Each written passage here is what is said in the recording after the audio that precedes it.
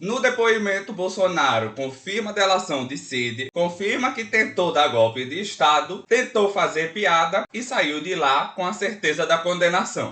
Fala, meus amores, Josuel aqui. Antes de ir pro tema do vídeo, pedir para você se inscrever no canal, deixar o like aqui, que é muito importante para o crescimento. Vamos por partes, né? Depoimento do Bolsonaro aconteceu e acho que a primeira coisa que fica clara nesse depoimento é que a delação do Mauro Cid, ele confirmou tudo. Vale ressaltar que toda a interpretação de golpe, entre outras coisas, vai para a parte da PGR. A PGR que vai pegar a delação do Cid junto com outras provas e ter a certeza de que houve uma tentativa de golpe de Estado, tentativa de abolição violenta do Estado Democrático de Direito. Então, o próprio Cid, ele não usa o termo golpe, assim como o Bolsonaro também não vai usar o termo golpe. Eu acho importante deixar isso muito claro. Mas umas coisinhas ficaram bem nítidas. Primeiro, tudo que o Cid falou, né, de reuniões que ele teve, de pessoas que ele recebeu, o Bolsonaro, ele admite. Ele só vai, em algum momento, negar coisas que podem comprometer. Por exemplo, ele mexeu na minuta. Obviamente, né, não vai falar esse tipo de coisa, porque ele não vai colocar a digital dele numa coisa que não foi assinada. Simples assim. Uma outra coisa, né, que ficou muito clara foi ele confirmar a reunião com o chefe das Forças Armadas quando foi apresentada aquela minuta.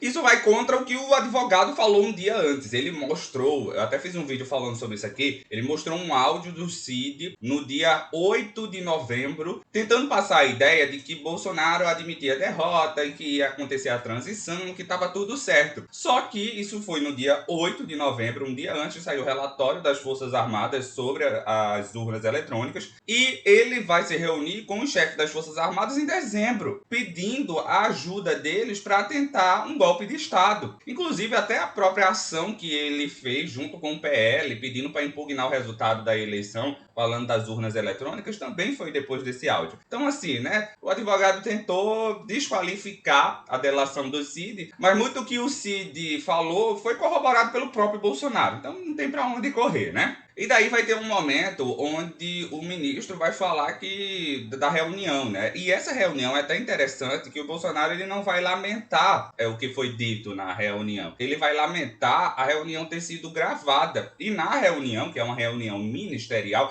e vale ressaltar, né? Os ministérios são para cuidar do Estado brasileiro.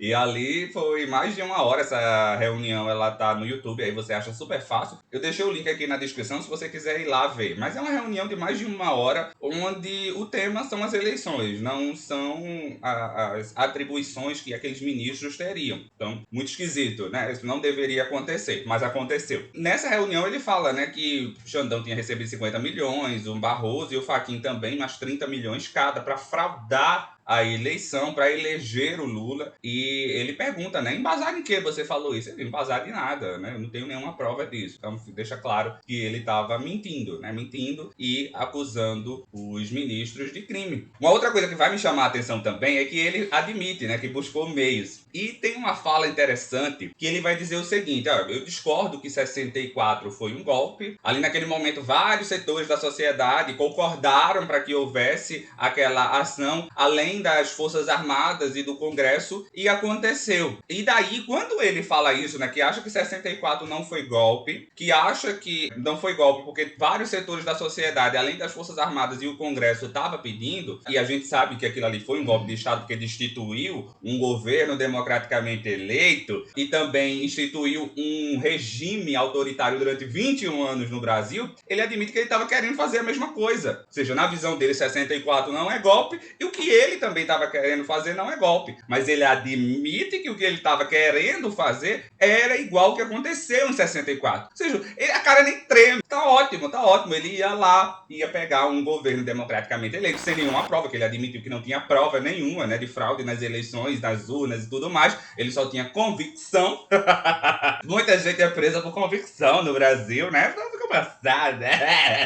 Daí ele fala assim, não, mas eu ia buscar o Congresso, ia buscar não sei quem, né? Ou seja, ele sabia, ele já deixava claro que para destituir o Lula, ele iria agir e iria pedir a todas essas instituições ajuda, assim como aconteceu lá em 64. Então, ele usou um péssimo exemplo, né, para dizer o que ele estava querendo fazer. Porra, o golpe de 64 é uma coisa já é pacificada no Brasil, que aquilo foi um golpe. O presidente tinha sido eleito, né? né? Diretamente. O fato do Congresso se juntar com as Forças Armadas, com a mídia, com o caralho de asa, com o diabo a quatro, não vai mudar isso. E era o que ele estava querendo fazer também. Aí uma coisa que é importante salientar, né? Ele fala, não, eu estava buscando meios constitucionais, então dispositivos que estejam dentro da Constituição para mudar aquela situação. Qual era a situação? Lula eleito, ele derrotado. Qual era a situação? Ele precisava fazer a transição para o governo Lula. Ele tinha que deixar o executivo federal e passar para o Lula. Ele estava querendo mudar isso. Lula eleito. Ele não estava querendo deixar o Lula tomar posse. E daí ele cita, sim, estava buscando dispositivos constitucionais. Existe GLO, Estado de Defesa e Estado de Sítio, dentro da Constituição? É claro. Agora, que isso pode ser usado para impedir um governo democraticamente eleito de tomar posse, aí já são outros 500. E vale ressaltar também, né, principalmente ele, que era uma das partes do pleito. Ele era uma das partes do pleito. Ele era a parte perdedora do pleito. A eleição de 2022 tiveram várias partes. Porque ele sempre tenta passar essa ideia, né, de que eram apenas duas pessoas. Era ele e o Lula. Não, você teve vários candidatos a presidente no primeiro turno. Você teve também eleições nos estados para governador, senador, deputado. Tudo isso aconteceu. Só ele reclamou. E quando o partido dele foi pedir para impugnar o resultado, dizendo que tinha coisa errada na urna, ele só queria anular o resultado da eleição presidencial. Como assim? Eu até falei isso ontem na minha live no TikTok, inclusive me segue, né? Josuel Santos BCH em todas as redes sociais, onde eu falo o seguinte: para ele reclamar das urnas, ele teria que pedir não só o resultado do primeiro turno, onde o PL sai com a maior bancada, dizendo que as urnas fabricadas em 2020 não eram seguras, como também os resultados do segundo turno nos governos estaduais, onde, por exemplo, Tarcísio saiu eleito. Porque eu até falo isso, né?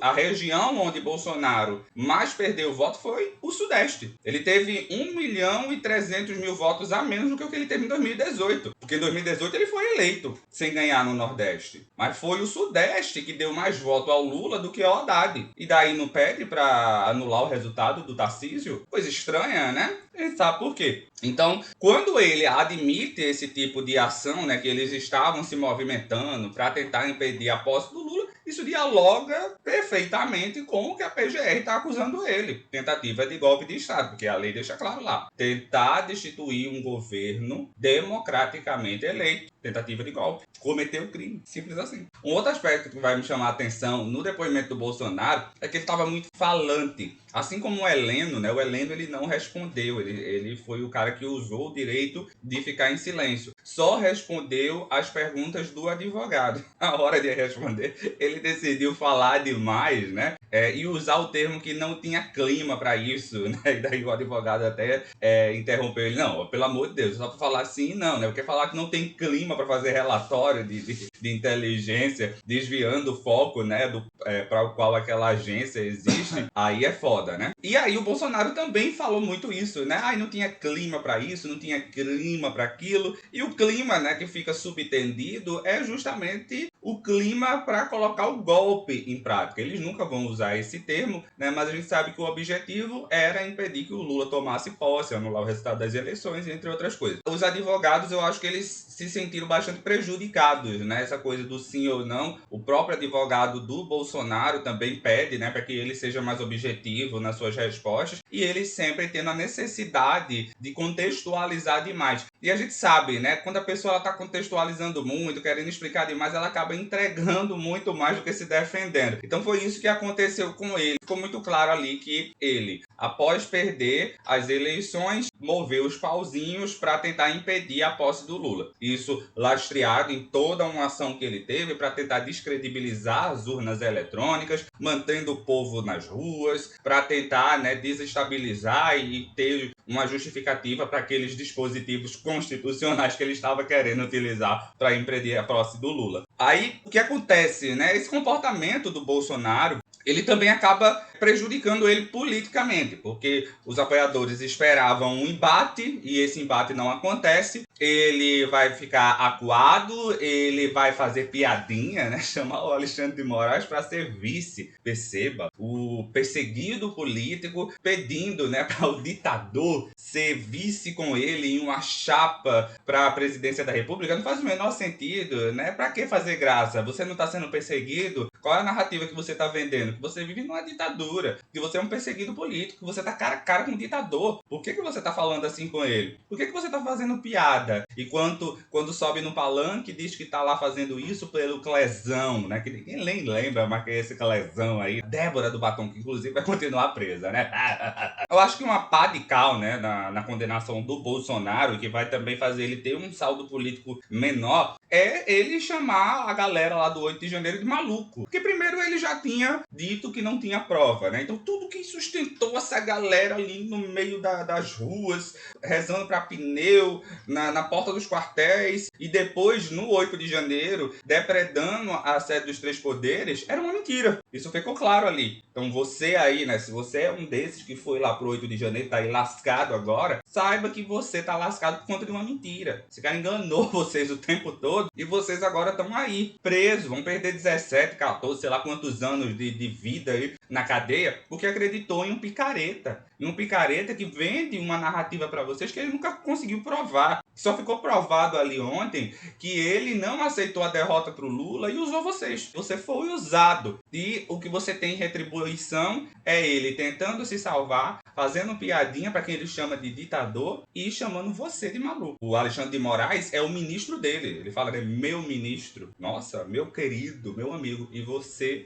é o maluco. Dorme com esse barulho, né, meus amores? Esses foram os pontos que mais me chamaram a atenção. Bolsonaro, ele entra condenado, sai condenado, feito a André Sadi falou. Ficou claro que era tudo uma narrativa do ponto de vista político, com um cálculo político. Ele tentou levar isso até as últimas consequências e as consequências são essas. Ele sendo condenado por tentativa de golpe de Estado e abolição violenta do Estado Democrático de Direito. Bom, gente, esse foi o vídeo de hoje. Pedi pra você, ó, não deixar de se inscrever aqui no canal, é importante demais. Me sigam em todas as redes sociais, tá aqui, ó, Josué Santos BCH, principalmente o TikTok, né? O TikTok lá eu faço live diariamente. E eu tô começando a fazer vídeo também no Instagram, mais direcionado pro Instagram. Então, me segue em todas as redes sociais que é importante demais, beleza? Um beijo e até o próximo vídeo. Tchau, tchau.